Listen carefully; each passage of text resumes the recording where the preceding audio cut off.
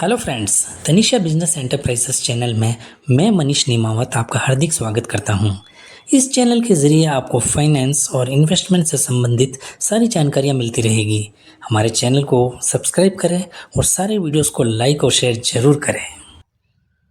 Hello friends, पिछले पुराने video में हमने जितने भी प्रकार के लोन्स होते हैं उनका ओवरव्यू देखा था। आज के वीडियो में हम जितने भी लोन्स होते हैं, चाहे वो पर्सनल लोन हो, बिजनेस लोन, होम लोन आदि, उनके जो मेजर टर्म्स होते हैं उनके बारे में जानेंगे। या यूँ कह दो कि आज हम लोन्स डिक्शनरी देखने वाले हैं।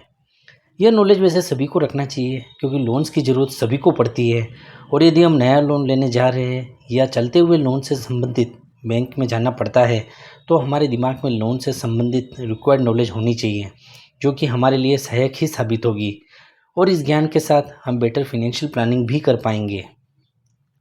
तो आइए लोन से संबंधित कुछ महत्वपूर्ण शब्दावली देखते हैं। सबसे पहला है लोन। लोन को हिंदी में बोलते हैं ऋण। यह वह राशि है जो किसी व्यक्ति या बैंक या संस्था द्वारा किसी अन्य व्यक्ति या संस्था को निर्धारित पीरियड के लिए उपयोग के लिए दिया जाता है।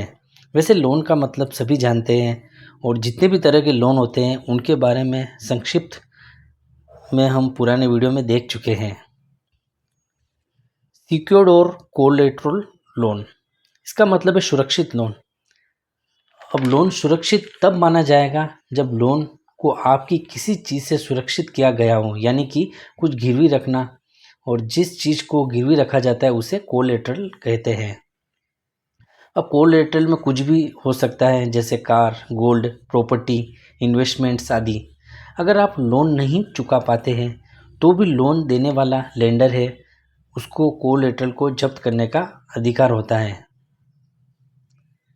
अनसिक्योर्ड और नॉन कोलेटरल लोन, इस लोन में किसी भी तरह का कोई कोलेटरल नहीं होता, इसलिए इसको अनसिक्योर्ड या फिर नॉन कोलेटरल लोन कहते हैं। पर्सनल लोन, एजुकेशन लोन और क्रेडिट कार्ड्स इसके अंतर्गत आते हैं। अनसिक्योर्ड होने की वजह से इसकी ब्याज की रेट भी ज़्यादा होती है। ऐसे लोन्स उधारकर्ता की फिनेंशियल पोजीशन और क्रेडिट स्कोर पर निर्भर करते हैं। इंटरेस्ट रेट, इसका मतलब है ब्याज दर। लोन पर चुकाए जाने वाले ब्याज का परसेंटेज जो आमतौर पर वार्षिक होता है। टर्म, टर्म का मतलब है अवधि। यह वह पीरियड है जिसके भीतर लोन को ब्याज के साथ चुकाना होता है। लोन प्रोसेसिंग फ़ी, यह लोन के प्रोसेस के लिए बैंक के द्वारा चार्ज की गई राशि है। यह लोन अमाउंट का 1 से 4% तक हो सकता है।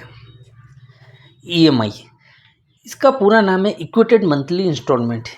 इसी के रूप में आपको लोन के बाद वापस निर्धारित अवधि में हर महीने चुकाना होता है। ईएमआई में मूल राशि, जिसको प्रिंसिपल बोलते हैं, और ब्याज दोनों शामिल होते हैं। एलिजिबिलिटी, इसका मतलब है लोन प्राप्त करने के लिए आवश्यक शर्तें। लोन फोरक्लोजर, अगर आप लोन की राशि को निर्धारित अवधि के खत्म होने से पहले ही एक साथ चुका देते हो तो उसको लोन फोरक्लोजर कहते हैं। इसके लिए कुछ बैंकों द्वारा शुल्क भी लिया जाता है, जिसको लोन फोरक्लोजर चार्जेस कहा जाता है। क्रेडिट स्कोर, ये उधारकर्ता की लोन चुकाने की क्षमता को दर्शाने वाला अंक है जो 300 से 900 के बीच होता है। उधारकर्ताओं के क्रेडिट डेटा की देखरेख करने वाली एक संस्था होती है जिसको सिबिल बोला जाता है, और उसका पूरा नाम है credit information bureau India limited. एक अच्छा स्कोर, यानी कि अगर 750 से ऊपर हो तो एक बेहतर क्रेडिट योग्यता को दर्शाता है। एलटीवी, इसका मतलब है लोन टू वैल्यू।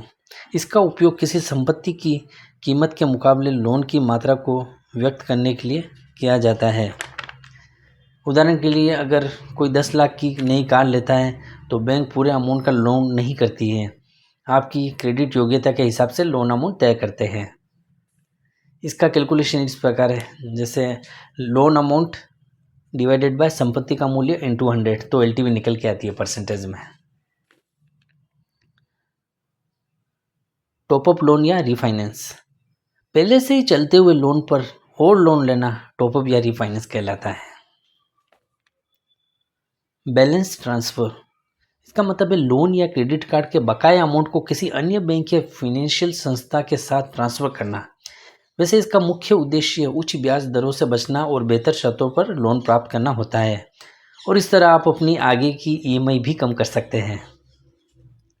ईसीएस, इसको इलेक्ट्रॉनिक क्लियरिंग सिस्टम बोलते हैं। ईसीएस के माध्यम से ईएमआई या अन्य बिलों का भुगतान ऑटोमेटिक रूप से निर्धारित डेट पर बैंक अकाउंट से कट जाता है।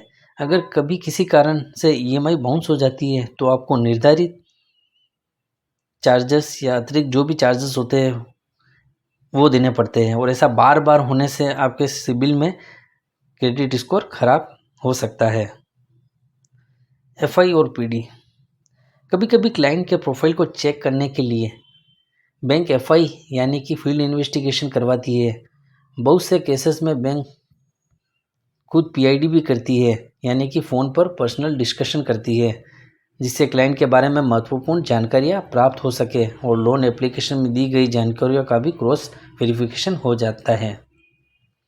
टीवीआर यानी कि टेली वेरिफिकेशन रिपोर्ट, लोन के सभी केसेस में बैंक अपने कस्टमर सर्विस एग्जीक्यूटिव से लोन अप्लाई करने वालों के यहाँ टेलीफोन या मोबाइल पर फ़ोन करवाते हैं और कुछ प्रश्न पूछकर रिपोर्ट तैयार करवाते हैं, जिससे क्लाइंट से कनेक्टिविटी का पता चलता है और आगे का प्रोसेस आसान होता है। को एप्लीकेंट, लोन के केस को ताकतवर बनाने के लिए एप्लीकेंट के साथ को एप्लीकेंट को भी लिया जा सकता है। अगर एप्लीकेंट की इनकम पूरी नहीं बैठती है या किसी अन्य कारण से लोन की मंजूरी में दिक्कत आ रही है तो घर के किसी दूसरे व्यक्ति को को एप्लीकेंट बनाना बेहतर रहता है, जिसकी फिनिशियल अच्छी हो।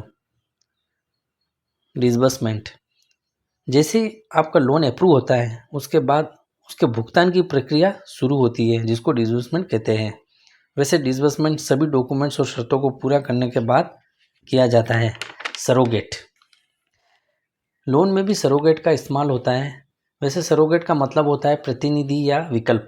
सरोगेट लोन्स कई तरीक़े से हो सकता है, जैसे बैंकिंग सरोगेट, अगर किसी व्यक्ति की इनकम और डॉक्यूमेंट्स पर्याप्त नहीं है लेकिन बैंकिंग बहुत अच्छी है तो बैंकिंग के आधार पर उसका लोन हो सकता है।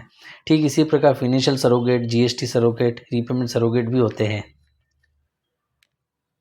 अमोर्टाइजेशन और रीपेमेंट शेड्यूल, वैसे इसका मतलब होता है लोन की पूरी डिटेल्स एक पेपर पर बैंक द्वारा देना, जिसमें लोन राशि, रेट, अवधि, ईएमआई और उसकी तारीखें, भुगतान का विवरण जिसमें मूल राशि और ब्याज की राशि लिखी होती है आदि। यह अमोर्टाइजेशन आपको पूरे लोन को समझने में और एक अच्छी फाइनेंशियल प्लानिंग में मदद करता है। लोन ट्रैक रिकॉर्ड या फिर एसओए, जिसको स्टेटमेंट ऑफ अकाउंट बोलते हैं, अगर आपका कोई प्रेजेंट में लोन चल रहा है या पहले से ही ख़त्म हो चुका है लोन कोई, तो आप उसका पूरा ट्रैक रिकॉर्ड निकलवा सकते हैं, जिसमें आपके लोन की हर ईएमआई की भुगतान की डिटेल्स और ईएमआई बाउंस की डिटेल्स होती है। भविष्य में कभी भी लोन लेने के लिए आप अप्लाई करते हो तो पुराने लोन का ट्रैक रिकॉर्ड मांगा जा सकता है। पीडीसी, इसका मतलब है पोस्ट डेटेड चेक, यानी कि आगे की डेट का चेक। वैसे यह चेक बैंकों द्वारा सिक्योरिटी की दृष्टि से लिया जाता है और किसी ईएमआई बाउंस के केस में भी पेमेंट के लिए इस्तेमाल किया जा सकता है। वारंटर, गारंटर उस व्यक्ति को कहते हैं जो उधारकर्ता के लोन की जिम्मेदारी लेता है। यदि उधारकर्ता अपने लोन की किस्तें चुकाने में असमर्थ होता है तो गारंटर को उस लोन को भुगतान करना होता है। वैसे गारंटर हर केस में नहीं मांगा जाता। Fixed, floating and reducing interest rates, loan में ब्याज दर अलग अलग प्रकार की होती है जो उधारकर्ताओं की आवश्यकताओं और लेंडर्स की पॉलिसी के अनुसार बदलती है। वैसे मुख्य रूप से ब्याज दरें 3 प्रकार की होती है। पहली है फिक्स्ड इंटरेस्ट रेट, यह ब्याज दर पूरे लोन अवधि के लिए फिक्स रहती है। दूसरी है फ्लोटिंग या वेरिएबल इंटरेस्ट रेट, यह ब्याज दर मार्केट कंडीशंस के अनुसार बदलती रहती है। तीसरी है रिड्यूसिंग इंटरेस्ट रेट, इस प्रकार की ब्याज दर केवल बचे हुए प्रिंसिपल अमाउंट पर लगती है। वैसे सबसे ज़्यादा यही रेट प्रचलित है जिसमें ईएमआई बहुत कम होती है। वैल्यूएशन, वैल्यूएशन का मतलब होता है मूल्यांकन। जिस भी लोन में बैंकों के द्वारा गिरवी में कुछ रखाया जाता है या जो कोलेटरल होता है उसका मूल्यांकन बैंकों द्वारा करवाया जाता है, जैसे होम लोन में प्रॉपर्टी का, कार लोन में कार का आदि। इसकी कुछ फीस भी होती है।